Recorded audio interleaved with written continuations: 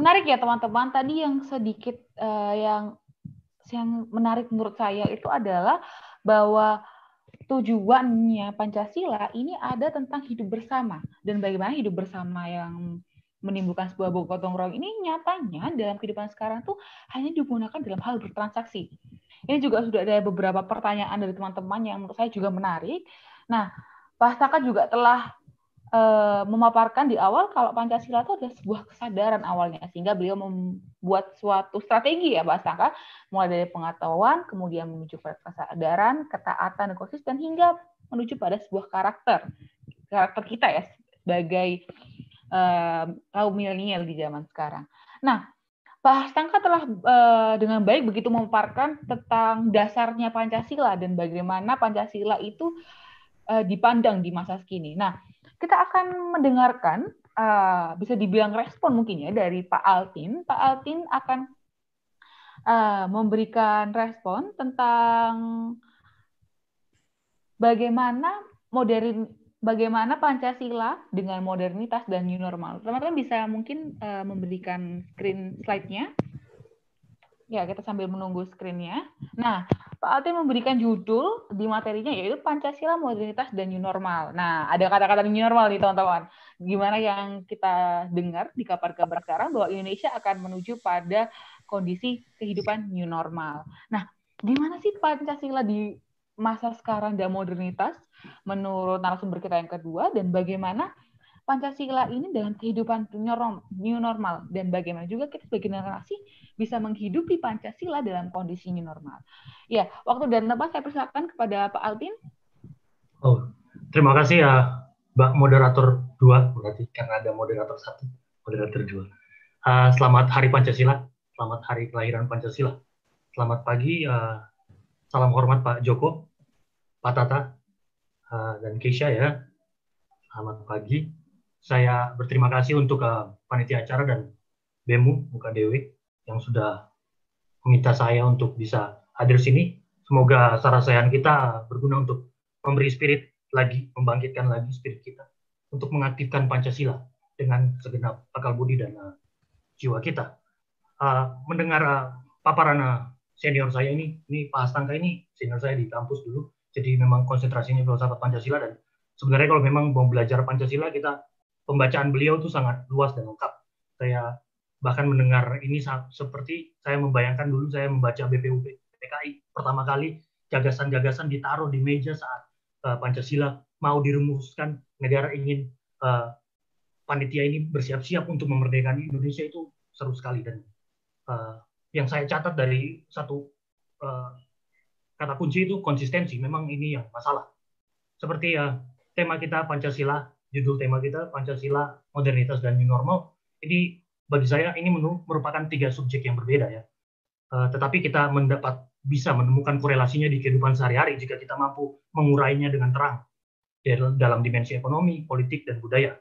Untuk itu, untuk mendahulunya uraian tema saya ini, respon saya ini, saya memulai dengan konsep yang lebih besar, yakni modernitas. Slide berikutnya boleh. Kalau orang berbicara modernitas, kita selalu bicara tentang modern, apa arti menjadi modern. Tapi kita selalu mengidentifikasinya sebagai mendekat kota atau mendekat ke industri. Tapi apakah kita menelusur, kita sudah pernah membaca lagi modernitas dalam secara historis itu bagaimana munculnya, pergulatan apa yang terjadi sampai lahir modernitas. Dalam pembacaan saya, modernitas sendiri muncul sekitar abad 17 dan 18, sering disebut sebagai era akal pikiran, ini stressing ya, fajar budi, era akal pikiran dan fajar budi. Era di mana masyarakat Eropa beralih dari satu paradigma yang lama, abad pertengahan, yaitu dominasi dogmatisme teokrasi abad pertengahan, muncul berpindah ke paradigma yang baru. Dalam sejarah filsafat barat, modernitas kita anggap sebagai satu istilah yang memiliki hubungan erat dengan, lagi-lagi ada turunan konsepnya. Modernitas ini penanda-penanda modernitas. Yang pertama yaitu intelektualitas. Yang kedua akal budi. Ini karena bagi orang Eropa sendiri, mereka menyebut era abad pertengahan itu sebagai abad kegelapan, dark age. Karena akal budi dianggap tidak cerah di sana. Jadi era modern ini ada hubungannya erat dengan enlightenment, pencerahan. Berarti manusia mulai mengaktifkan akal pikirannya dengan lebih baik. Makanya disebut dengan era Renaissance atau Reborn, bangkit kembali spirit Yunani dan Romawi kuno yang mengaktifkan akal pikiran rasionalitas dengan penuh gitu. Tanda modernitas yang keempat itu yaitu perkembangan sains dan yang luar biasa pesat. Prakteknya, teorinya itu berkembang besar. Kalau membaca sejarah-sejarah ilmu itu kita akan bisa lihat nama-nama besar seperti Copernicus, Galileo, Giordano Bruno yang saat zaman itu mereka mengalami agak kesulitan mempublikasikan karya-karya ilmu pengetahuannya karena paradigma yang berlaku itu berbeda sekali. Karena pemikiran-pemikiran para saintis yang ada pada masa transisi abad pertengahan menuju modern itu lah paradigma kosmologi juga ikut berubah, cara kita memandang alam semesta itu ikut berubah dari perspektif geosentris menjadi heliosentris. Ini terjadi dalam sains cukup pesat, dalam seni, ilmu politik. Makanya setelah modern itu terjadi pergolakan banyak sekali di dimensi sosial, budaya, masyarakat. Pergolakan itu terjadi menandakan bahwa ada satu gerakan meninggalkan alam berpikir supranatural, pindah ke alam pikir yang natural. Ini proses upaya untuk memikirkan, mengaktifkan akal pikiran, memikirkan bagaimana mendunia, bagaimana hidup di dunia itu. Itu salah satunya. Lalu di era itu ada yang dikenal dengan filsafat kesadaran. Kalau kalian pernah lihat itu pasti di Instagram banyak sekali bahwa orang sering bilang, aku berpikir maka aku ada, ego cogito ergo sum. Ini lalu kesadaran menjadi penting. Aku ada karena aku sadar. Nah, di sini disebut dengan filsafat kesadaran. Itu artinya ada bahwa pemikiran dan paradigma manusia bertumpu pada kesadaran sebagai pusat, sebagai fondasi, sebagai esensi. Kesadaran inilah, karena kesadaran itu, manusia mendapat kedudukan baru menjadi subjek. Nah, lalu dia merasa menjadi subjek, lalu dalam catatan kritis, beberapa pemikir dalam sejarah pemikiran dan ilmu pengetahuan ini juga punya catatan kritisnya tersendiri, membawa dampak positif sekaligus negatif. Karena ini mengatur relasi antar manusia dan alam, manusia dan manusia juga. Itu catat. Menurut para ekolog,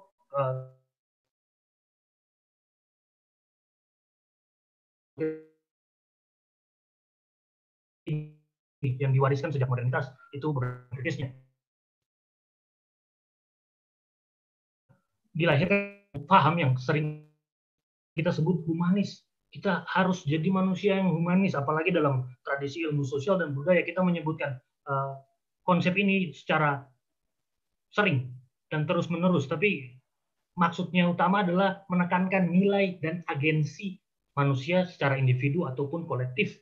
Lalu nanti bentuk yang dampak-dampak lainnya seperti konsep-konsep dan tema-tema seperti antropocentrisme, manusia menjadi center. Jadi ada yang dampaknya lalu muncul di situ. Lalu modernisme ini yang juga didasarkan oleh konsep-konsep yang di atas ini, lalu dia membawa dampak lahirnya revolusi di bidang sosial, budaya, revolusi Inggris, Perancis, Amerika. Modern itu pergolakan budaya dan peradaban di Amerika, di Eropa itu kencang sekali di Barat. Itu bisa dilihat dalam baca sejarah-sejarah revolusi Inggris dan Perancis dan di Eropa pada umumnya, Amerika juga. Revolusi ini menurut saya menunjukkan era baru, manusia hendak keluar dari ketidakbebasan pikiran dan kungkungan tradisi dan kekuasaan lama. Dalam tataran paradigmatik, modernitas dimengerti sebagai era fajar budi, age of reason, atau rise of empiricism. Karena dalam tradisi sains berkembang itu ada namanya empiricism. Fenomena modernitas yang muncul dalam tataran paradigma itu diikuti oleh tataran yang konkret ini. Apa tandanya? Revolusi industri. Berapa kali revolusi industri kalau bisa kita catat? Revolusi industri terjadi 4 kali. Fenomena modernitas yang muncul dalam tataran konkret ini ditunjukkan dengan revolusi industri 1-2 yang awal. Modernitas kemudian diikuti dengan revolusi industri 1-2 sampai abad 20 awal. Revolusi industri jika dilacak, ini didahului oleh revolusi Gutenberg. Kalau diperiksa ini, saya anggap sebagai revolusi informasi paling pertama, karena di situ terjadi penemuan mesin cetak, printing press, dan berarti informasi disebarkan dengan luar biasa. Literasi kemudian berkembang dengan pesat, mempengaruhi konteks sosial budaya, sains, perkembangan sains berkembang karena textbook bisa didapatkan di mana saja, ilmu pengetahuan semakin luas, dan juga berpengaruh terhadap agama, terkhusus Protestanisme. Ini dalam tema tertentu itu dibahas tersendiri dalam sejarah kebudayaan Jerman itu. Ini Protestanisme lahir karena dampak-dampak ini. Perkembangan sains merupakan wujud modernitas menghasilkan industrialisasi. Bisa dibaca di slide itu bahwa revolusi industri pertama itu ada penemuan mesin uap. Ini terapan teknologi dan sains. Akal pikiran yang dipraktekkan menjadi sains, sains diturunkan jadi teknologi, lalu dia menghasilkan masyarakat kapitalis awal. Jadi struktur masyarakat kita dipengaruhi oleh alam pikir. Modernitas mempengaruhi itu. Ini ada proses saling mempengaruhi di sana. Jika diperiksa sejak zaman itu terjadi urbanisasi juga. Orang-orang lalu mulai dari pedesaan pindah ke kota, ini terjadi urbanisasi. Sejak saat itu secara sosiologis muncul kehidupan masyarakat industri yang disebut dengan masyarakat dan budaya urban. Urbanisasi terjadi. Orang-orang pedesaan mulai pindah ke kota dengan alasan ada cita-cita mengikuti industrialisasi dan kemajuan orang sana. Di Indonesia sampai hari ini kita masih melihat itu. Karena ketidakmerataan infrastruktur dan pembangunan, Jawa menjadi melting pot bagi seluruh orang di Nusantara. Kita datang dengan harapan bahwa kita akan maju di Pulau Jawa. Dari mana saja. Kalau kita pulang dari Jawa, kembali pulang kampung, kita akan dibilang bahwa kita adalah orang yang maju.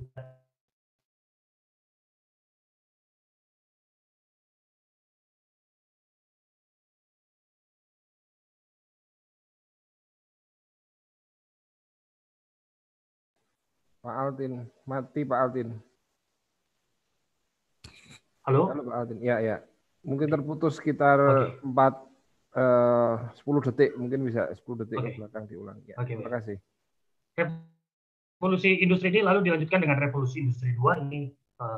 Ini banyak sekali wacana ini di dalam seminar-seminar diikuti dengan istilah produksi massal, namanya Fordism. Ini ada istilah, sampai ada istilah yang diambil dari nama industriawan terkenal namanya Henry Ford. Ini produksi manufaktur yang dipakai menggunakan assembly line lalu produksi massal. Ini menandakan kemajuan industri yang besar. Itu dilanjutkan dengan penemuan listrik dan teknologi.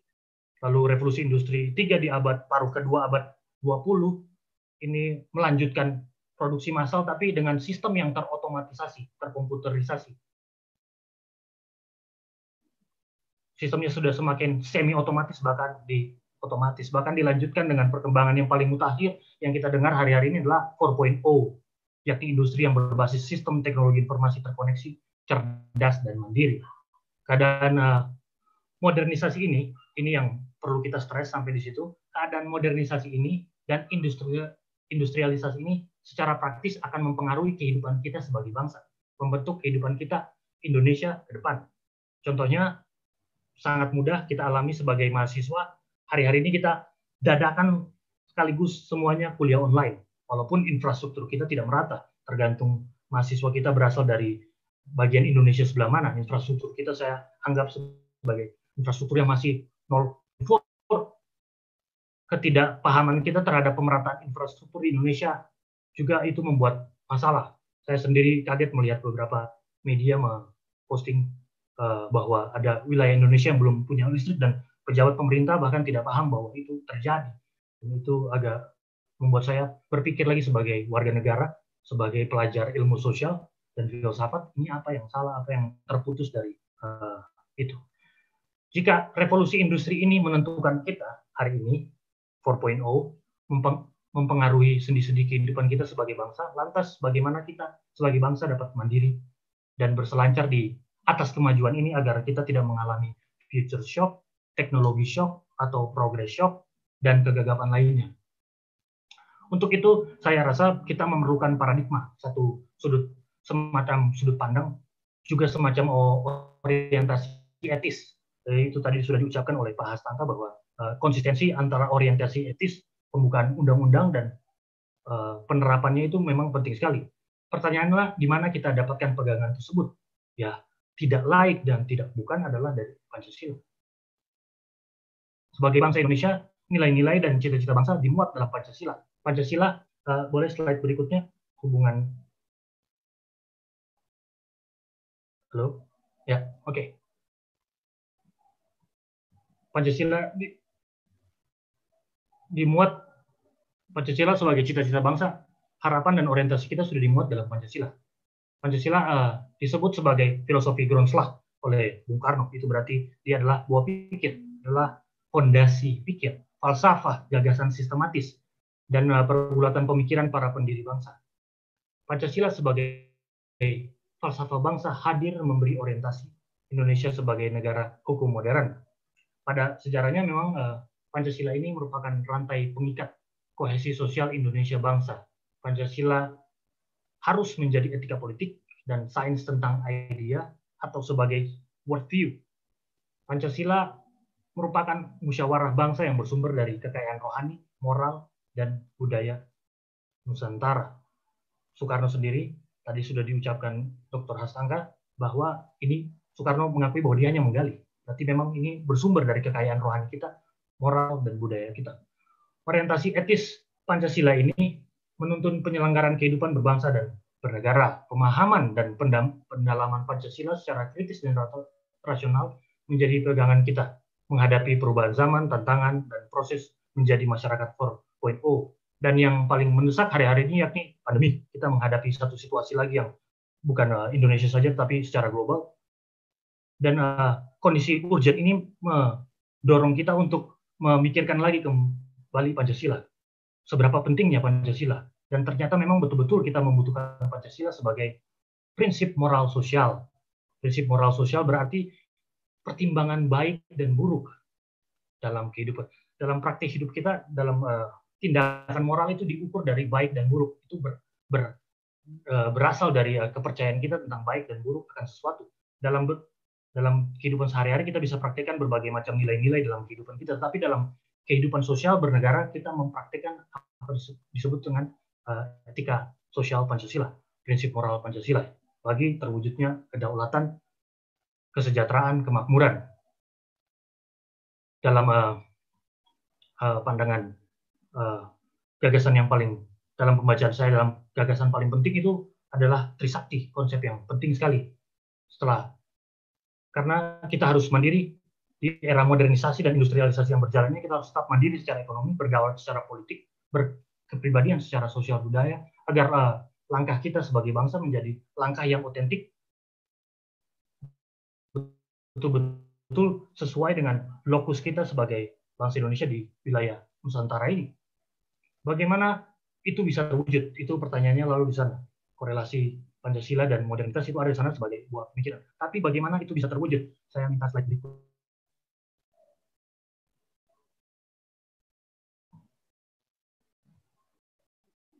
Pertama, kita memperkuat wacana Pancasila sebagai kritik kebijakan. Jadi kebijakan yang rasanya tidak konsisten dengan nilai Pancasila, yang menyimpang dari orientasi dan cita-cita bangsa, kita harus mengucapkan Pancasila sebagai kritik atas itu.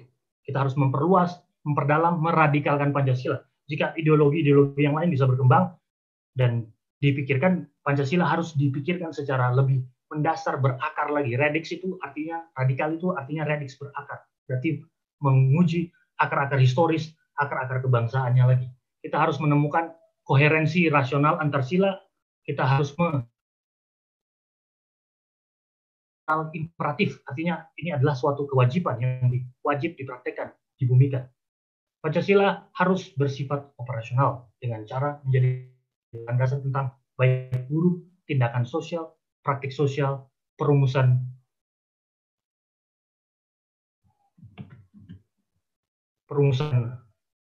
produk hukum dan pembuatan kebijakan dan pembangunan yang lebih baik. Hari-hari ini kita dihadapkan lagi dengan pandemi yang terjadi sejak Januari. Dapat diperhatikan bagaimana kita sebagai bangsa tampaknya bingung dan gagap karena ini ada semacam ketidaksetiaan dan kealpaan kita menerapkan Pancasila secara konsisten. Pancasila menjadi pegangan menghasilkan tata aturan dan hukum di tengah pandemi. Pergulatan ini dalam percakapan di media sosial, via media, perdebatan mengenai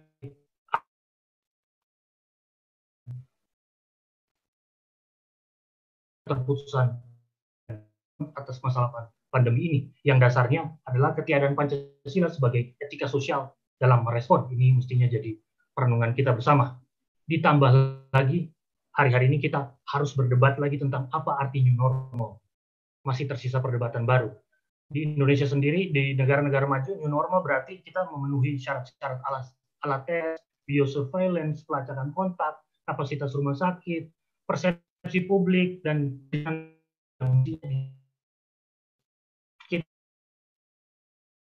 kita catatan bisa ditemukan di berbagai sumber, kita tidak melaksanakan ini dengan baik. Sedangkan new normal dalam artian keilmuan kesehatan, epidemiologi, new normal berarti kondisi di mana jumlah positif telah turun, sedangkan kita saat ini masih sedang naik. Menurut pembacaan saya, secara filosofis dikaitkan dengan modernitas dan new normal ini keadaan normal. New normal adalah keadaan yang normal dengan protokol yang baru, kesehatan dan keamanan. New normal dan hubungannya dengan modernitas berarti proses modernisasi, kondisi industrialisasi yang berlanjut saja di tengah pandemi. Yang kita hadapi masalah yang sama, normal yakni modernisasi, industrialisasi dan dampaknya itu. Tetapi kita harus hidup dengan protokol baru yaitu kesehatan. Tetapi masalah kita tetap seperti yang disampaikan Pak Warek tadi, bahwa masalah kita adalah industrialisasi, teknologi 4.0 dan modernisasi ini dan dampak-dampaknya. Menghadapi keadaan ini secara prinsipil tidak baru, namun penampakannya baru. Kita menyebut new normal ini lalu kita merasa bahwa ini sesuatu yang baru. Penampakannya saja seakan-akan, tetapi ini sebenarnya tidak perlu. Ini tidak baru, ini hal modernisasi dan industrialisasi yang masih berjalan. Kita perlu mengawalnya lebih intensif dengan mengajukan prinsip moral Pancasila.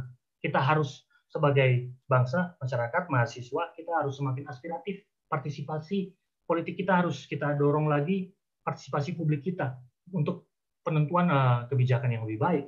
Bagaimana merespon tantangan ini ke depan, dengan arif itu kita membutuhkan Pancasila agar semuanya bermuara pada kepentingan bersama, yaitu kebaikan bersama, atau kita sebut common good. Pancasila itu sendiri selalu memuat kebaikan bagi semua. Pancasila memuat kemanusiaan dan keadilan bagi seluruh rakyat warga negara. Dengan memegang Pancasila, saya tekankan lagi, ini aspek aksiologis yang dibahas oleh Pak Hastangga tadi, ini aspek aksiologis. Dengan memegang prinsip Pancasila, kita sebagai bangsa punya satu imperatif moral bangsa. Jadi dampak buruk modernisasi, globalisasi, ataupun bencana bisa kita hindari dan tidak membuat kita terpuruk. Kita tidak mengganggu kesatuan kita sebagai bangsa. Jadi di pandemi ini kekhawatiran kita adalah kita akan bermasalah, kerusuhan, dan lain-lain. Tapi jika kita memegang itu, prinsip-prinsip Pancasila sebagai imperatif moral, saya rasa itu tidak mungkin terjadi. Dengan memegang kokoh prinsip Pancasila, kita tidak akan mudah terbelah dan kehilangan solidaritas. Kita tidak mudah dicerai-beraikan. Walaupun perbedaan tata kelola hidup bernegara yang belum merata, kita tidak saling menegasi dengan alasan wilayah, kelas sosial, status sosial, agama, ataupun etnisitas. Berlandaskan moral Pancasila, seharusnya kita tidak membiarkan elemen bangsa tercecer dan tertinggal. Satupun elemen bangsa tidak boleh tercecer. Kemajuan, kemakmuran, kebaikan, keamanan, dan kesehatan sewajibnya menjadi hak untuk kita,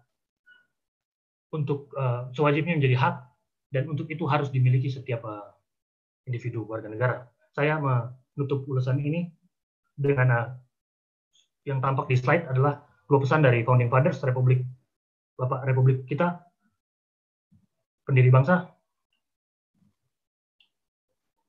Sebelumnya, sorry.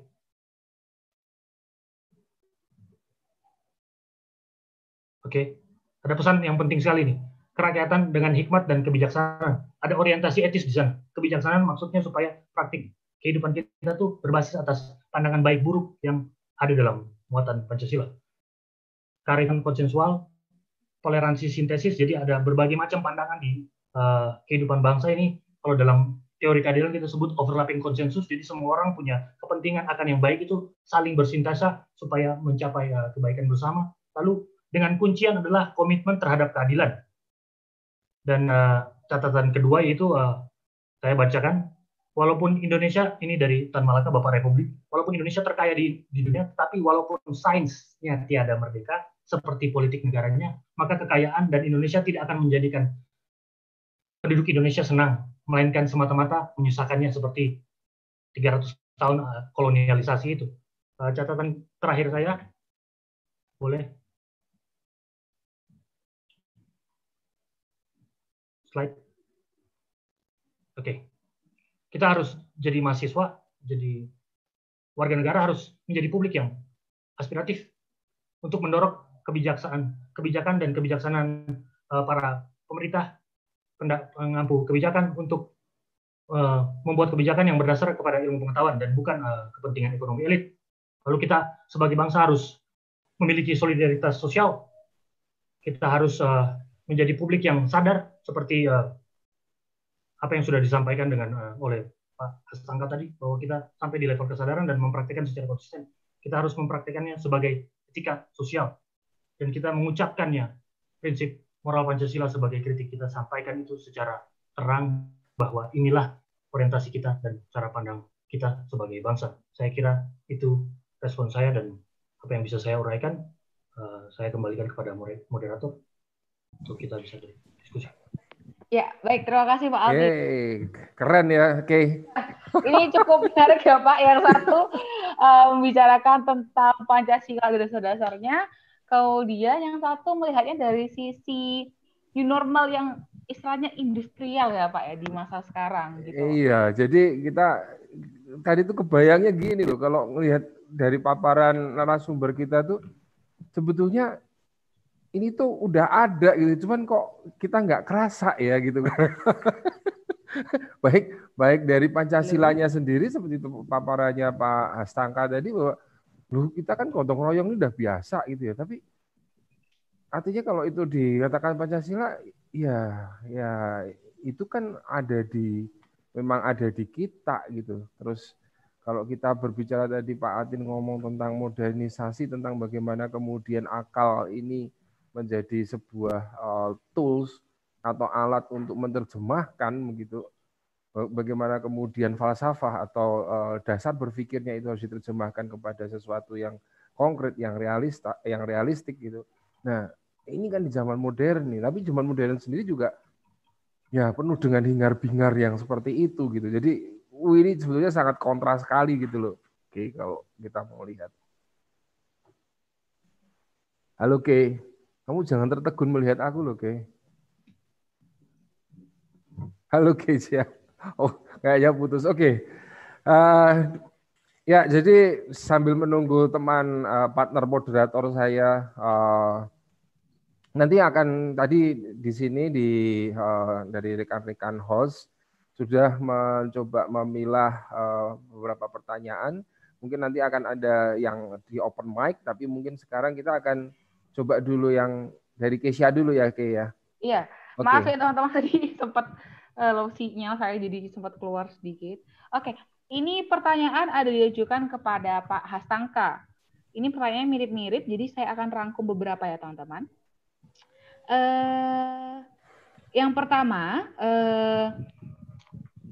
adanya, jadi ini ada dari Anas Fitria dan Priska yang memiliki pertanyaan mirip-mirip ya, tentang bagaimana Pancasila ini dapat diterapkan di Indonesia. Bagaimana cara untuk menerapkannya. Kalau yang Anas tadi mengatakan bahwa bagaimana cara menumbuhkan jiwa Pancasila pada kaum milenial, mengingat pengaruh globalisasi sangat menggeser karakter bangsa. Nah, ini sama pertanyaannya dengan Priska, bahwa intinya bagaimana sih Pak Pancasila ini dapat diterapkan di Indonesia zaman sekarang, mengingat bahwa ada globalisasi dan sebagainya yang menggeser karakter bangsa kita ini, terkhusus pada kaum milenial. Silakan Pak Hastangka.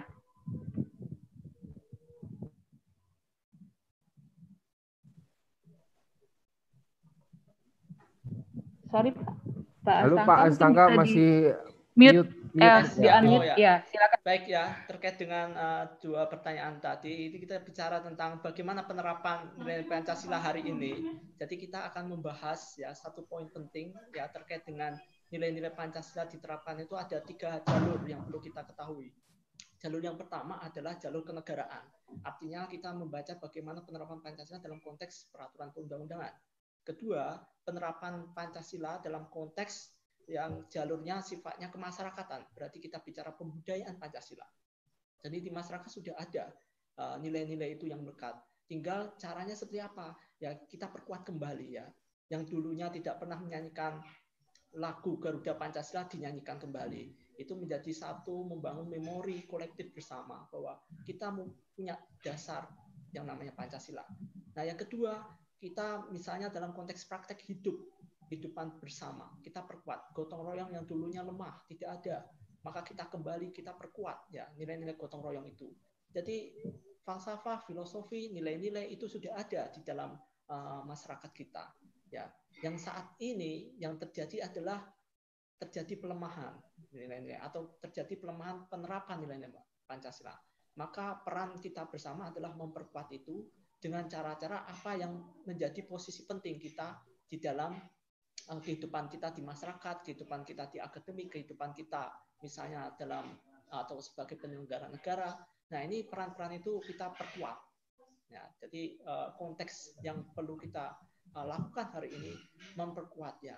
Nah, model atau metode bisa kita lakukan ya dari yang sederhana sampai pada tingkat yang berbasis massa. Misalnya metode yang paling sederhana menggambar pulau Indonesia. Bagaimana kita mengajak generasi muda bisa menggambar kembali pulau-pulau Indonesia yang hari ini hilang gara-gara diklaim oleh negara lain.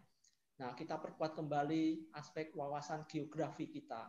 Ya, ini bisa mengajak generasi muda, anak-anak di kampung-kampung, kemudian kita ajak mereka menggambar peta Indonesia. Nah, yang kedua, hal yang lain yang bisa kita ajak lain adalah mengajak mereka bernyanyi. Karena bernyanyi itu kita mengolah rasa efektif mereka. Dengan rasa efektif mereka itu muncul kesadaran, kepedulian. Nah, selama ini kan kognitif yang kita letakkan. Ya, jadi aspek efektif sangat lemah. Maka kita mengajak mereka, anak-anak atau generasi hari ini bernyanyi lagu-lagu kebangsaan, lagu-lagu perjuangan. Kalau perlu setiap kampus itu setiap pagi ada lagu-lagu perjuangan kebangsaan itu diputar ya di seluruh kampus, di seluruh areanya, di fakultas-fakultas. Nah, ini akan menjadi contoh konkret bagaimana kesadaran itu bisa muncul. Nah, ini yang perlu kita perkuat kembali bagaimana cara atau metode tergantung konteks di mana kita berada. Jadi kita terapkan upaya-upaya itu supaya bisa berjalan secara maksimal. Jadi memaksimalkan kembali ya. Cara-cara itu sudah ada, tinggal kita maksimalkan ulang dan secara massal kita lakukan tidak hanya di bulan Pancasila, tapi di setiap bulan ya perlu diadakan. Nah, ini yang bisa saya jawab terkait dengan pertanyaan tadi. Mungkin yang lainnya bisa nambahkan Pak Aldin.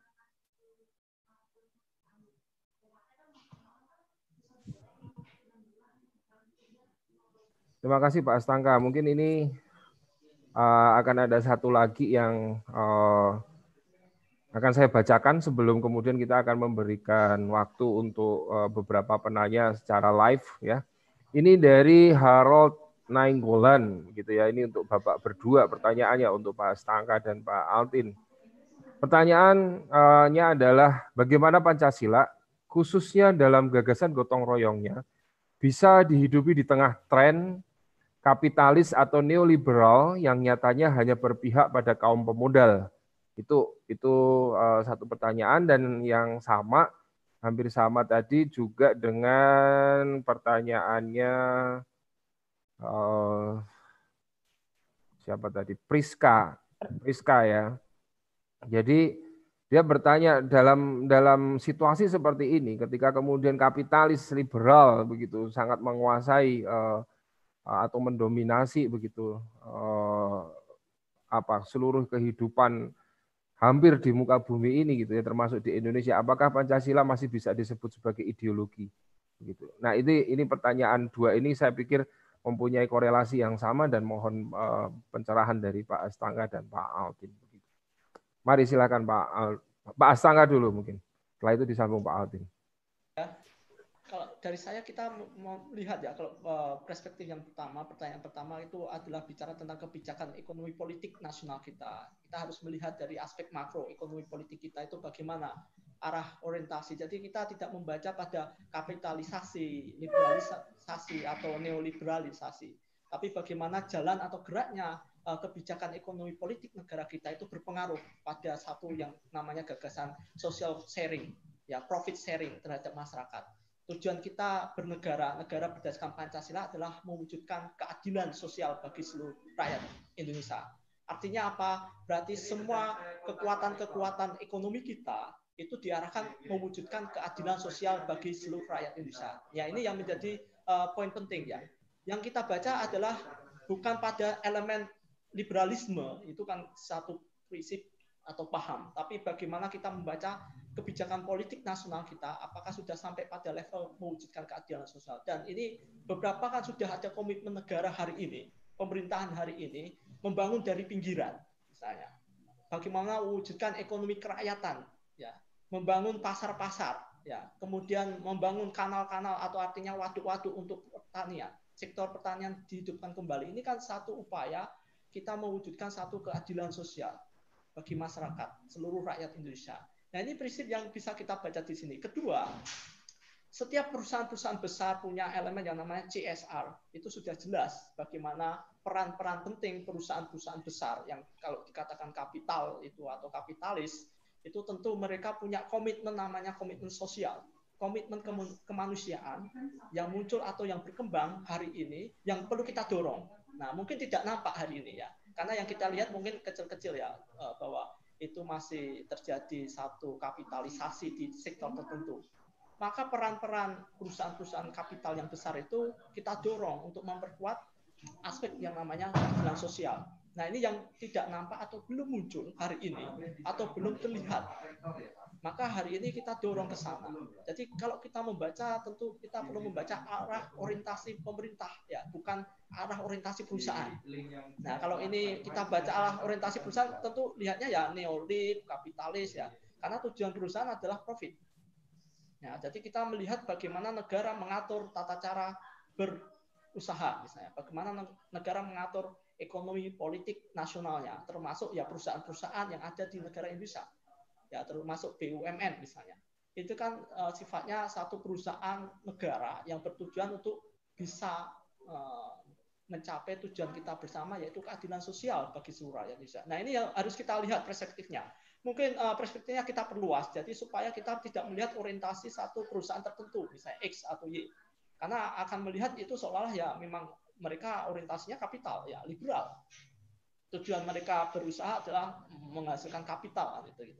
Tapi kita lihat itu dalam konsep negara bangsa, bagaimana komitmen negara itu sampai sejauh mana negara itu membuat kebijakan ekonomi politiknya secara makro dan mikro di level lokal maupun level nasional. Nah, ini yang paling penting kita baca di sini, dan peran negara sudah cukup jelas ya, langkah-langkah ini ada perubahan-perubahan menuju satu upaya untuk mewujudkan keadilan sosial, tapi belum nampak karena masih sifatnya sporadis. Nah, ini yang kita dorong bagaimana negara melakukan itu.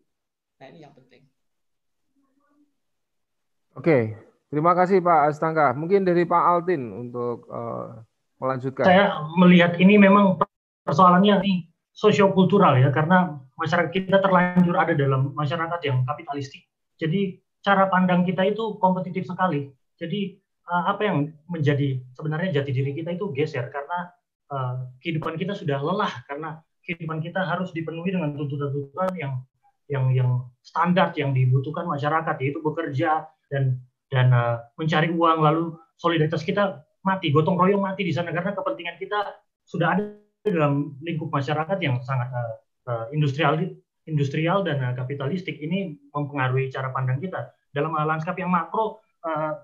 Dalam dimensi politik bangsa, kita kenal isu hari-hari ini jadi perdebatan paling panjang. Dalam beberapa buku sudah terbit beberapa kali. Ini tesisnya Jeffrey Winter dan Fedi Hadis, itu oligarki. Ini yang paling dominan bekerja di dalam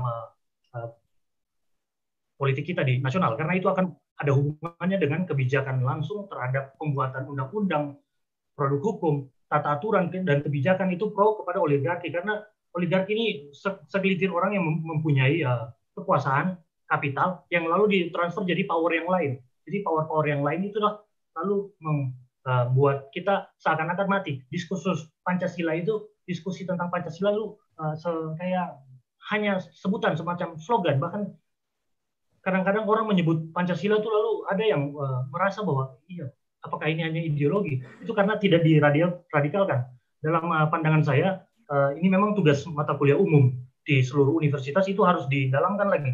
Kita harus buat Pancasila ini agar dalam prakteknya itu tidak menjadi mata kuliah yang wajib umum dan seakan-akan dia membuat jenuh bagi mahasiswa. Ini mata kuliah yang hanya untuk menambah agar mahasiswa bisa lulus. Tetapi ini adalah wajib umum. Basic education, ini basisnya mereka untuk mengembangkan pengetahuan mereka. Wacananya di situ. Dan wacana publiknya, Pancasila harus diucapkan sebagai kritik, tadi saya sudah sampaikan, dan publik kita mestinya lebih aspiratif dan mengingat lagi kenapa Indonesia ini menjadi negara, kapan kita mulai jadi bangsa, apa saja pergulatannya, apa saja isi BPU PKI dan notulensi para pendiri bangsa dalam menggeluti negara ini menjadi negara hukum modern ini, apa saja itu yang perlu kita naikkan kembali, dan itu mundur belakangan. Sejak awal reformasi itu cukup ramai, tetapi belakangan ini dia lama-lama lalu mundur lagi. Dan beberapa artikel itu, penelitian luar negeri itu menyatakan bahwa kita demokrasinya mundur. Menurut di ekonomis kita secara demokratis mundur. Sedangkan demokrasi adalah kanal satu-satunya tempat aspirasi itu muncul. Ketika dia muncul jadi wacana dan dia jadi diskursus dominan, itu akan berlaku dan bekerja dalam kesadaran yang menurut Pak Hastangka bilang itu kesadaran kolektif itu. Kolektif epistemik itu dia bekerja. Tetapi itu tidak karena kondisi kita yang semakin rapuh. Karena kita sibuk sendiri dengan kehidupan dan budaya industrialisasi dan kapitalistik ini, kita lupa dengan solidaritas kita dan kesadaran kita terhadap bahwa kita adalah makhluk sosial. Maka belum lagi ditambah dengan politik identitas yang semakin memecah belah kita sebagai bangsa, dan itu ruang masuknya. Semakin kita terbelah berarti aspirasi kita sebagai bangsa tidak menyatu dan kita tidak kuat sebagai bangsa sebenarnya dan warga negara. Itu catatan saya yang singkat. Ya, mungkin ini ada satu ya, Kesia ya, yang mungkin akan kita open mic ya. Ini tadi ada yang sudah raise hand.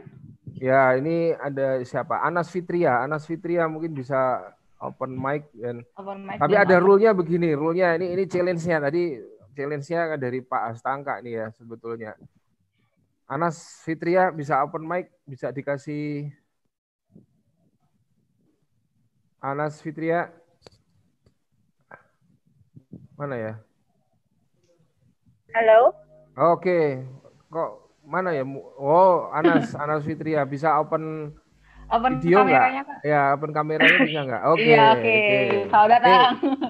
Challenge-nya nih sebelum melanjutkan pertanyaan Anda, Okay. Anas ya, challenge dari Pak Hastangka. Bagaimana sih sebetulnya Pancasila dalam pandangan milenial atau dalam pandangan generasimu nih? Sebetulnya apa sih yang kamu lihat dari Pancasila gitu? Atau apa ya, Pancasila itu apa ke? Kamu yang pakai bahasa milenial. Jadi menurut Kak Anas ini sebagai generasi milenial, Pancasila itu apa sih? Seperti apa? Nah, tadi kan Pak Hastangka sudah ngaparin tuh Pancasila menurut Pak Hastangka, bagaimana Pancasila menurut Kak Alvin. Nah, menurut Kak Anas sendiri, Pancasila ini seperti apa? Gitu. Oke, baik. Terima kasih atas waktu dan kesediaannya untuk saya. Sudah diberikan kesempatan untuk bergabung di Sarasehannya UKDW ini. Perkenalkan, nama saya Anas Fitria. Saya dari UMDY. Baik, untuk pertanyaan tadi, Pancasila dari pandangan saya ya. Kalau dari pandangan saya, Pancasila ini merupakan sesuatu yang tertinggi di negara kita. Jadi sesuatu yang sudah tidak bisa ditawarkan lagi. Apapun yang kita lakukan sesungguhnya itu segala sesuatunya harus didasarkan oleh Pancasila. Saya sangat suka sekali dengan statement Pak Alvin tadi yang bahwa Pancasila itu merupakan basic education. Itu ya saya setuju karena di negara kita itu sempat dihapuskan di dalam dunia pendidikan kita, dan itu saya bukan sebagai pelaku ya, cuman sebagai penyimak karena era saya itu dapat terus. Itu kecewa karena menurut saya Pancasila itu satu-satunya ideologi yang memang nggak bisa diganti di negara kita dan tidak bisa ditawar lagi. Jadi renyah kita bicarakan, tetapi tidak bisa kita ganti dengan apapun. Nah, kalau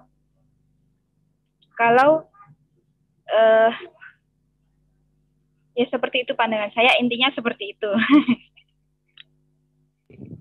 Oke, begitu Pak Tata pandangannya. Ya, Kak. lalu apa? Misalnya apa yang ingin kamu tanyakan kepada narasumber nih? Mumpung kita bisa ketemu nih. Iya, saya senang sekali, benar. Saya senang sekali karena diberi kesempatan untuk bertanya pada dua narasumber hebat. Sampai saya nggak bisa berkata-kata, halah. Waduh. Pertanyaan saya ini untuk Prof. Hastangka ya, Prof. Hastangka, Dokter Hastangka ya, Pak Dokter ya. Saya punya pertanyaan. Nanti OTW Pak Hastangka OTW ke Profesor setelah. Ya, betul. Saya punya pertanyaan buat Dokter Hastangka. Bagaimana sih cara menumbuhkan jiwa Pancasila itu untuk kaum milenial, karena mengingat saat ini kan pengaruh globalisasi itu sangat berpengaruh terhadap negara kita, sehingga kesannya itu karakter dari milenial ini tidak menjiwai Pancasila. Jadi seperti mereka cenderung bersikap pragmatis istilahnya. Nah, tadi sebenarnya sudah dikatakan oleh Dr. Hastangka bahwa beliau bicara bahwa itu adalah PR kita dan itu caranya membangkitkan kesadaran berpancasila kepada kaum milenial. Nah, cuman di lapangan kalau menurut saya di lapangan itu kaum milenial ini kalau tidak sifatnya itu mudah ditangkap atau abstrak, itu mereka sulit tertarik.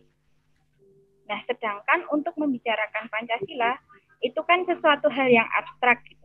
Nah, bagaimana caranya menumbuhkan jiwa Pancasila ini kepada kaum milenial secara nyata? Jadi secara nyatanya itu seperti apa? Agar mereka itu kalau paham, menurut saya mereka paham. Bahkan dari SD mereka mendapatkan pelajaran Pancasila itu pasti mereka dapat.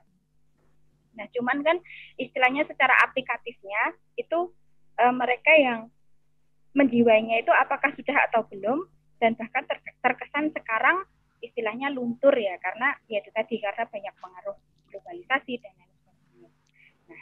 Nah itu intinya pertanyaannya bagaimana cara menumbuhkan jiwa Pancasila secara nyata kepada kaum milenial gitu.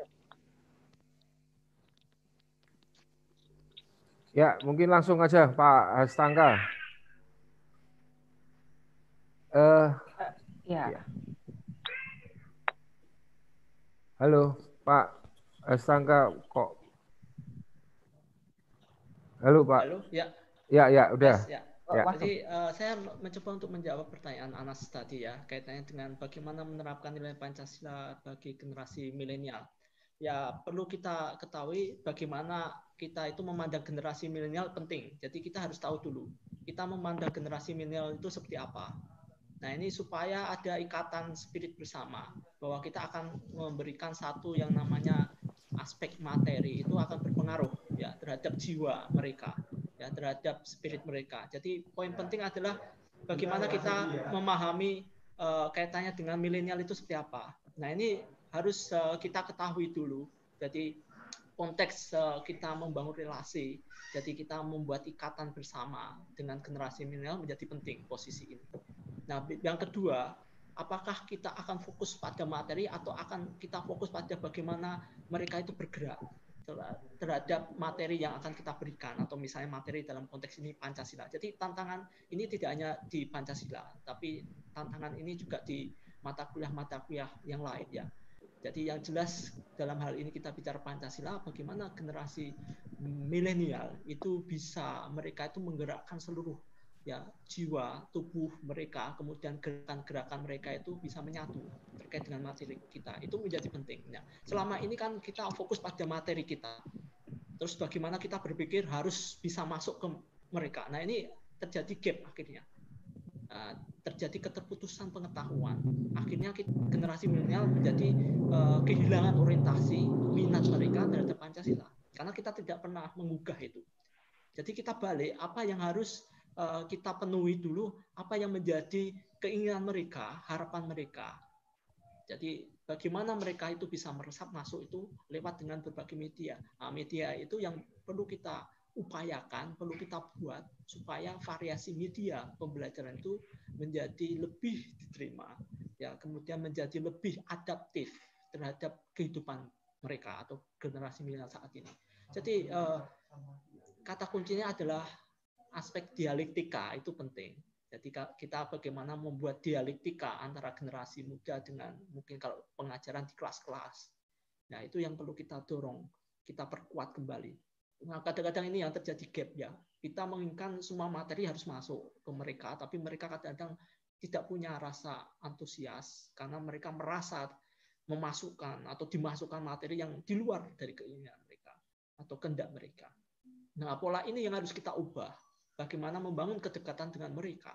Itu yang menjadi penting di sini kata kunci. Akhirnya Pancasila akan menancap pada memori mereka, kolektif mereka itu akan teringat. Nah, ini yang bisa saya jawab ya. Oke, mungkin ada tambahan sedikit dari Pak Altin. 5 minutes. Tadi udah dipuji-puji loh sama Anas tadi. Iya kan? Oh, harus kasih speech loh. Ya, gitu. Saya pikir saya setuju ya bahwa Pancasila ini nilai-nilai yang universal. Jadi untuk menerapkannya kita melihat konturnya. Tetapi dalam praktiknya itu penting sekali. Misalnya saya pikir KKN saja, kita praktekkan mereka KKN di daerah-daerah yang sebenarnya miris, yang bisa membangkitkan empati mereka. Lalu kita antarkan mereka kembali kepada acuannya. Lalu kita cari orientasi di mana. Kalau keadaan Indonesia seperti ini, kita cari acuannya kemana. Baru kita antarkan secara teoritik atau keilmuan ke dalam Pancasila yang pasti itu pengalaman mengalami bahwa menjadi Indonesia adalah tidak seperti Jakarta saja, tetapi adalah di Ambon, Papua, Kalimantan, pokoknya daerah-daerah yang 3T itu tertinggal, 3T itu tertinggal, terbelakang dan terluar itu. Bagaimana pengalaman itu membuat mereka menjadi kaya, bahwa mereka lalu berpikir kembali. Kita membuat mereka untuk berpikir secara kritis apa yang salah dengan bangsa ini. Ternyata yang kita lihat hanyalah apa yang kita lihat dalam kehidupan kita di Jawa misalnya atau di Jakarta yang sangat maju. Tapi mereka tidak melihat bagaimana menjadi Indonesia di daerah-daerah yang tertinggal. Di situ lalu kita antarkan secara keilmuan pelan-pelan untuk maju ke depan bahwa Pancasila ini adalah orientasi etis kita. Dan dari situlah kita bergerak, dasar tindakan kita landaskan pada nilai-nilai yang ada dalam Pancasila. Saya pikir itu saja, dan perbanyak saja diskusi tentang Pancasila yang dari berbagai perspektif keilmuan supaya Pancasila tidak jadi satu ideologi dan satu pandang. Semua orang, semua suku bangsa bisa memandang Pancasila, semua etnis bisa, semua agama bisa memandang Pancasila dengan kacamatanya, namun itu menjadi sintesis yang baik gitu, yang secara dialektis baik dan berguna bagi kehidupan kita sebagai bangsa dan negara. Saya kira 5 menit kayaknya, jadi saya harus Kalau 3T untuk Kesia itu terabaikan, tersakiti. Oke. Sudah cukup ya, jangan memperpanjang. Jadi curcol ya, Kesia. Iya, urusan hati di sini. Ya, tadi Pak Astangka, mungkin saya sedikit. Semoga nanti di bulan, saya tidak tahu akhir Juni atau akhir Juli, kami akan hadir lagi Biro 3, Biro Kemahasiswaan dengan demo. Tadi sudah banyak disinggung dengan 3T atau yang terpinggirkan, ini kami sudah mencoba menghubungi Budiman Sujatmiko gitu ya, salah satu tokoh juga gitu yang juga ikut di dalam andil yang waktu kemarin kan kita juga tahu bahwa dia Bung Jatmiko ini juga Menteri Kemendesa begitu ya. Jadi semoga beliau berkenan untuk share lagi, untuk hadir lagi di pertemuan ini, dan kemudian kita bisa bertemu lagi. Oke, Kesia, itu tadi sekedar intermezzo karena tadi banyak Pak Astangka sudah menyebutkan ada hal-hal yang seperti itu, Pak Altin juga menyebutkan, dan kami juga sudah mengarah ke sana. Mungkin ini sedikit saya share informasi. Oke, Kesia, silakan Kesia. Nah, berikutnya kita akan beri kesempatan kepada Kak Esther Nurhana. Silakan bisa di open mic dan open kameranya. Kak Esther. Iya. Ya, bentar Mbak. Oke. Iya, selamat pagi. Ya, sama ya seperti Kak Anas tadi. Baik, selamat siang. Kita akan, siang, maaf. Sebelum bertanya, kita akan ada challenge tadi. Kira-kira menurut Kak Esther sendiri, apa pandangan Pancasila di masa sekarang atau ya menurut pribadi Kak Esther untuk saat ini. Begitu ya.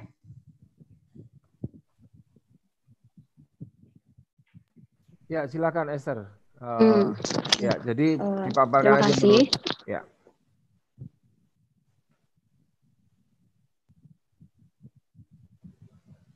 Halo, Esther. Halo, kayaknya masalah Sinyalnya. sinyal ya. Oke, kalau dari Kesia sendiri apa sih, Ke? Pandanganmu sambil nunggu Esther nih. Sambil nunggu Esther. Kalau saya kan tadi tuh old man gitu. Cuman ada old man never die gitu. Old man never die. Yeay. Oke, kalau dari ini new generation ini sambil nunggu Esther back kembali lagi kayaknya malah keluar dia. Kalau menurut aku secara pribadi, benar sih kalau Pancasila itu bukan sekedar apa ya kata 5 sila atau bukan sekedar produk politik tadi katanya Pak Astangka gitu. Tapi lebih kepada watak yang emang seharusnya dimiliki oleh setiap orang di Indonesia. Secara kita hidup di mana gitu kan? Secara kita hidup di Indonesia dan bagaimana sebenarnya Pancasila ini ditujukan atau dibuat sesuai dengan kondisi Indonesia pada saat ini. Dan menurut saya itu yang hal yang baik ketika kita memiliki watak seperti Pancasila karena emang nyatanya itu membantu kita dalam kehidupan bersosial, dalam kehidupan kita saat ini. Jadi Pancasila bukan sekadar apa tadi kata Pak Astaka hasil dari bertransaksi begitu ya. Begitu Pak Ara kurang lebih. Ini saya Kak Esther sudah balik. Iya. Yuk. Iya. Mohon maaf Kak, soalnya dari tadi keluar mulu setiap 30 menit kayaknya. Nah, tadi mengenai Pancasila, kalau saya sih karena mungkin dari saya SD sampai kuliah sekarang besar dan bertumbuh bersama dengan gerakan Pramuka, ya seperti yang mau saya tanyakan nanti, saya merasa itu seperti bagaimana kita menghidupi diri kita bersama orang lain dalam kita berbangsa dan bernegara di Indonesia. Ya sederhananya saja, tanpa kita mengklaim diri kita adalah Pancasilais, itu kita sudah menyatakan bahwa kita menghargai, kita tidak mengklaim diri kita berbeda atau sebagainya. Lebih bagaimana hubungan antar sesama anak muda ya, karena konteksnya sekarang masih muda. Hidup sebagai sesama anak muda itu tanpa sederhana saja, tanpa mencela, mencerca dan sebagainya atau menempatkan seseorang atau satu kelompok dalam suatu yang lian atau sesuatu yang lain, itu sangat mudah kita lakukan gitu loh, daripada kalau memang kita bukan orang yang memiliki latar belakang filosofis seperti Pak Altin atau orang-orang yang bergelut dalam kajian-kajian tentang Pancasila, ya mari lakukan saja gitu yang sederhana. Tidak perlu muluk-muluk untuk kita-kita yang tidak mengetahui bagaimana Pancasila itu dibuat, bagaimana Pancasila mengalami dinamika perubahan-perubahan dan seterusnya, yang justru malah ketika kita berbicara mengenai itu nanti ada salah persepsi dari orang lain. Ya simpel aja, hidup berdamai, hidup adil, tidak mengklaim yang aneh-aneh, itu udah bisa dilakukan sih menurutku. Yang paling sederhana gitu. Dan kalau pertanyaannya, oke, sekarang langsung pertanyaan. Yuk, ya. Kalau pertanyaannya gini, jadi saya kan tadi kan bilang bertumbuh di gerakan Pramuka sampai sekarang, bergabung di Pramuka UGM. Nah, saya mau bertanya untuk kedua narasumber ataupun juga mohon izin Bapak-bapak atau Ibu pimpinan perguruan tinggi jika bermaksud berbagi pendapat ada alangkah lebih baiknya. Nah, gerakan Pramuka ini kan menurut Undang-Undang RI tahun 2010 itu sudah disahkan sebagai organisasi pendidikan yang non politis berasas Pancasila dan berbadan hukum. Ya kalau di SD sampai SMA mungkin itu sudah diwajibkan ya. Selain itu juga dalam Kepres RI nomor 238 tahun 61 itu tujuan dari Gerakan Pramuka adalah organisasi kepanduan yang bertujuan untuk membentuk generasi muda berjiwa Pancasila senada dengan satya dan dharmanya, atau bisa dibilang kode kehormatan dan janjinya gitu. Saat ini kita melihat kayak di banyak perguruan tinggi itu sudah dilaksanakan pendidikan Pancasila atau pendidikan kepramukaan atau pendidikan karakter melalui Gerakan Pramuka seperti di UGM, UNY, UPN, IPB, UIN juga, UIN itu Sunan Kalijaga. Nah, juga diperkuat lagi ketika Simposium Nasional Gerakan Pramuka Benteng Pancasila di UGM tahun lalu. Nah, saya ingin mengetahui bagaimana pendapat Bapak-bapak selaku pegiat Pancasila dan juga yang terhormat pimpinan perguruan tinggi tentang pelaksanaan gerakan pramuka di perguruan tinggi sebagai UKM untuk meneruskan penanaman nilai-nilai Pancasila kepada mahasiswa yang mungkin selama ini hanya diperoleh dari pendidikan Pancasila dan kewarganegaraan, ilmu sosial budaya dasar, dan sebagainya kalau di UKD mungkin, atau beberapa kegiatan-kegiatan yang tidak kontinu begitu. Terima kasih. Ya, ini Oke, kayaknya selain hanya berdua, Pak Hastangka dan Pak Altin, mungkin nanti juga Pak Joko ini. Iya. Ini soalnya tadi diangkat ya Pak tinggi begitu ya. Berarti Pak Joko siap-siap ya Pak ya, Pak Joko. Nanti setelah Pak Hastangka, kemudian Pak Altin, kemudian Pak Joko. Pak Joko. Oke, Pak Hastangka dulu ya, Kesia ya. Ya, silakan Pak Hastangka. Ya, baik ya. Terima kasih ya atas pertanyaan dari Esther. Tadi kaitannya dengan gerakan Pancasila. Jelas pramuka itu roh spiritnya adalah Pancasila.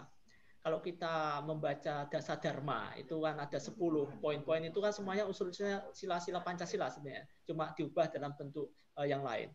Yang kedua, kalau kita menyanyikan himne pramuka, itu menjadi manusia Pancasila. Ini jelas ditegaskan ya di dalam himne pramuka kita itu menjadi manusia Pancasila. Nah, ini penegasan ini jelas sebagai bagian dari organisasi penting pramuka. Kalau itu diaktifkan dalam konteks perguruan tinggi akan lebih bagus dan lebih baik karena itu menjadi wadah bagaimana ruang aplikasi penanaman nilai-nilai Pancasila di dalam organisasi yang namanya pramuka. Nah, ini kan pramuka ini mati suri ya.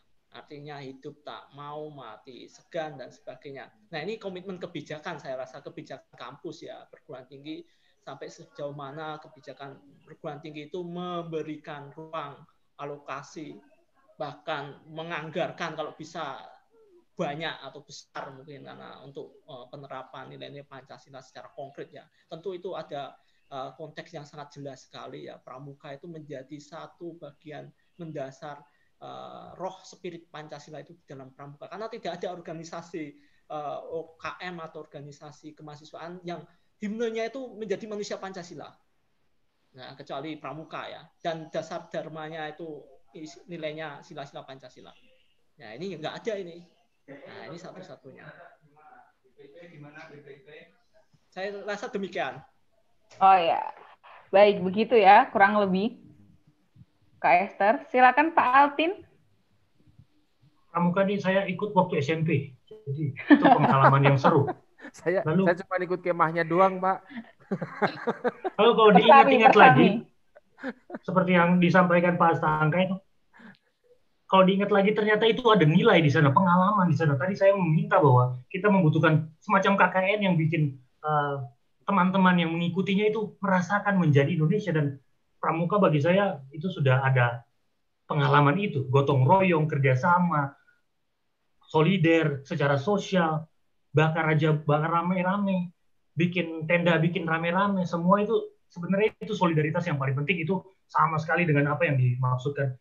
Secara filosofis intinya itu sama dengan apa yang dimaksudkan Dri Harkana sebagai Pancasila, sebagai hidup aku dengan dia, aku dengan yang lain. Jadi pengalaman hidup bersama dalam kondisi-kondisi sulit, karena pramuka itu dilakukan di daerah-daerah yang ekstrim, bukan di rumahnya, bukan keadaan-keadaan nyaman, tapi di situ kita belajar ketahanan. Itu kepribadian memang dibentuk. Ini memang salah satu bentuk praktik dari MKWU. Kelanjutannya tuh sebenarnya praktik-praktik seperti pramuka, dan saya sih mendukung dan setuju banget dengan proporsi yang memang ditentukan oleh masing-masing universitas dan bagaimana itu dirumuskan. Saya kira gitu, karena saya juga mau dengar Pak Joko. Ini yang dinanti.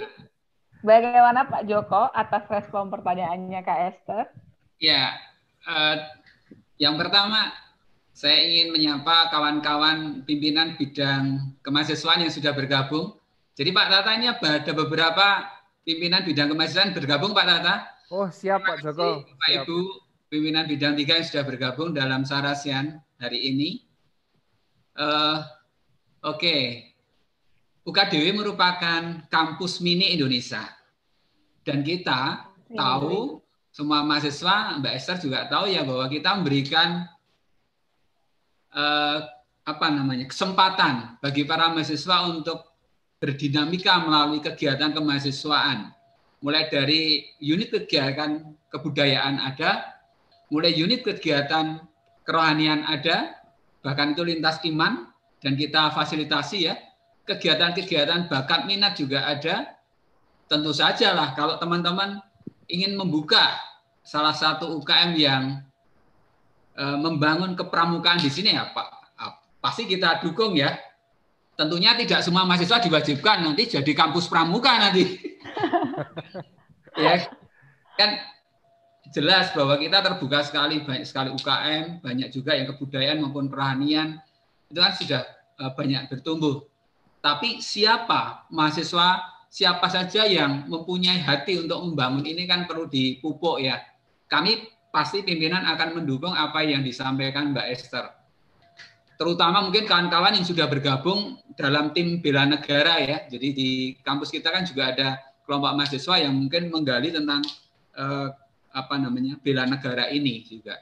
Saya pikir bagus ya kalau misalnya itu bisa ditumbuh kembangkan dan mewarnai kampus ini menjadi kampus yang sangat sangat terbuka untuk membangun nilai-nilai kebangsaan itu. Saya pikir itu Mbak Esther ya. Sekali lagi Pak Hil, terima kasih untuk bergabungnya. Nah, mumpung Pak Joko nyebut Pak Hil mau ada langsung hands up.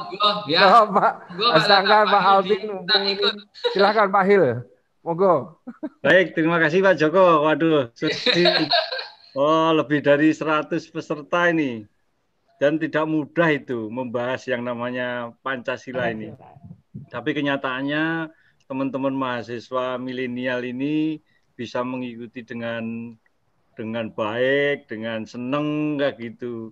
Karena memang para narasumber sudah pakar di situ ya, sehingga apa yang menjadi pertanyaan banyak mahasiswa tadi itu bisa terjawab dengan lugas, dengan berbagai banyak teori maupun fakta, sehingga secara komprehensif bisa dirasakan oleh para mahasiswa milenial.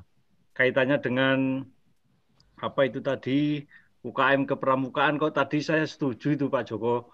Jadi memang nilai-nilai kepancasilaan ini memang harus ada di rumah kecil mahasiswa yang kita sebut sebagai UKM itu Pak Joko. Jadi saya setuju, nanti saya akan istilahnya ngang sukawuruh di UKDW begitu. Terima kasih Pak Joko atas kesempatannya. Monggo nuwun. Pak Hil. Terima kasih. Matur nuwun Pak Hil. Ya, langsung ke Terima kasih Pak Hil dan Pak Joko serta dua narasumber. Ini nampaknya waktu kita sudah habis ya, bahkan kelebihan ini ya Pak ya. Tapi seru sih sebetulnya kalau. Iya, karena memang membahas Pancasila ini nggak cukup untuk 2 jam. Rasanya kita perlu tadi seperti katanya Kak Esther ya, harus ada kegiatan yang continue begitu ya untuk membahas tentang. Iya. Kalau guru saya itu dulu bilang gini, kalau bisa itu sampai ngimpi kayak gitu tuh Pancasila itu. Iya, sampai ke bawah mimpi gitu ya, biar ngelontok, bahasa Jawanya itu ngelontok gitu. Nah, ya.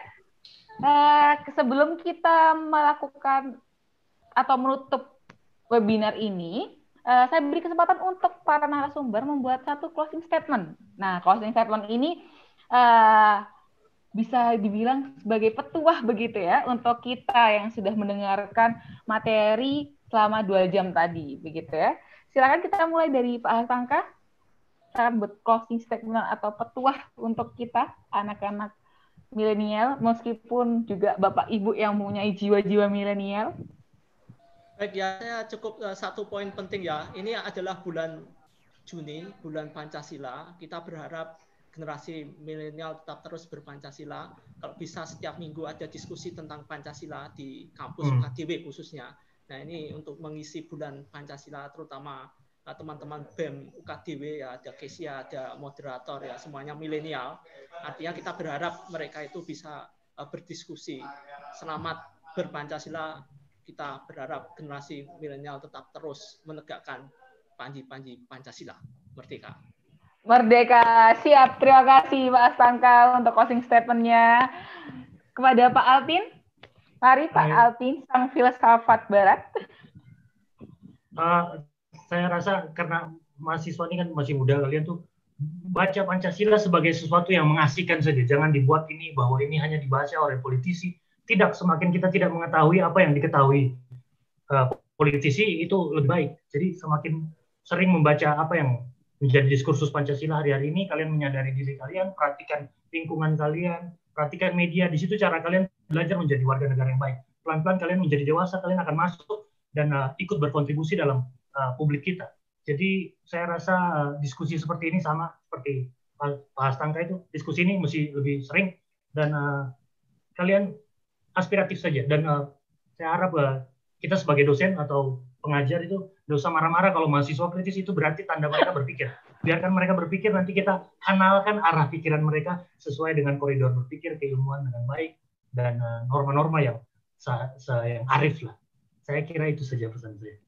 Ya, terima kasih Pak Altin. Wah, closing statement yang terakhir itu cukup seperti membela mahasiswa ya.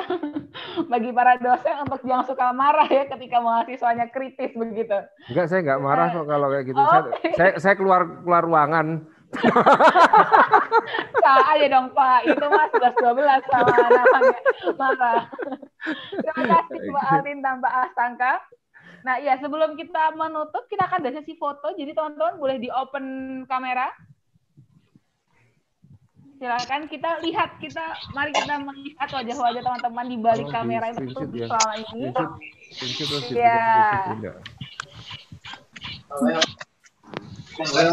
Jadi menyiapkan gaya terbaik kita sebelum.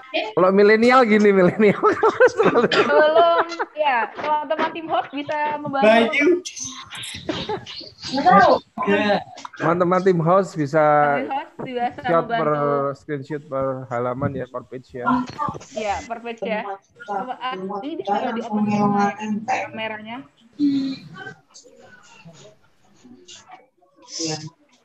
Ya, berikan base shot.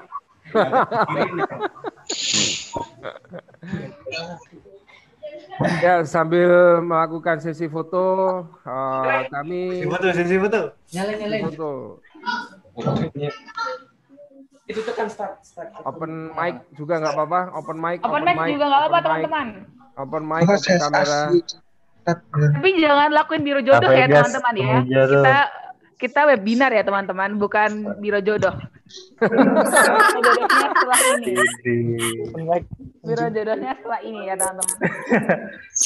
Terima kasih kepada para narasumber, Pak Astangka, Pak Altin, Pak Hil, dan seluruh pimpinan kemahasiswaan PKJ 35 Jogja. Terus kemudian juga ada dari PTKI, dari pengurus mahasiswaan. Kepada teman-teman milenial semua, terima kasih sekali. Saya mewakili BEM. Kesia mungkin bisa melanjutkan.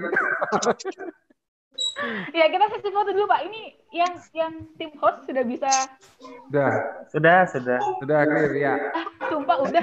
Saya udah belum gaya. Mana dong? Oh, belum semua sih. Belum semua. Semuanya dulu semua. Oke. Mau ada sayanya bilang ya biar saya buat ini.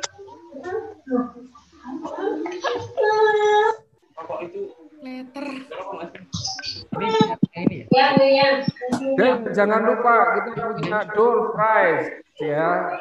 Oh iya. Udah belum door prize-nya? Belum. Teman-teman sambil ganti foto dan sebelum kita tutup. Jadi setelah ini teman-teman yang belum tergabung grup boleh PC di kontak yang tersedia di poster. Kemudian nanti kita akan men-share satu Google Form yang berisi tentang pertanyaan. Kurang lebih ada 3 pertanyaan. Nah, teman-teman bisa menjawab siapa yang jawabannya tercepat dan benar akan mendapatkan door prize dari panitia. Nah, pengumuman akan diumumkan di IG Instagram BEM Story. Nanti kita akan tahu. Bagi teman-teman yang menyenangkan bisa nanti mengirimkan nomor HP-nya di DM dan kemudian kita akan kirim door prize. Lebih? Pertanyaannya berarti ada di WA group ya nanti ya. Kenapa, Pak? Pertanyaannya ada di WA group. Iya, pertanyaannya akan di-share di grup. Oke, pertanyaannya ada di WA group. Nanti di sana ada link yang harus dibuka, kemudian rekan-rekan bisa jawab. Nanti pengumumannya akan di-share di IG UKDW. Jadi follow UKDW ya teman-teman. UKDW ya. Oke, ini sesi foto sudah selesai. Wah, ini saya baru melihat wajah-wajah teman-teman. Terima kasih. Oke, siap penutup.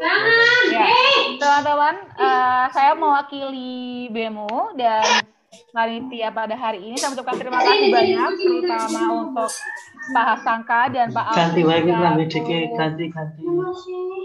selaku narasumber kita, dan juga kepada Pak Joko serta petinggi-petinggi pejabat UKDW lainnya. Terima kasih untuk telah menyediakan waktu, dan kita juga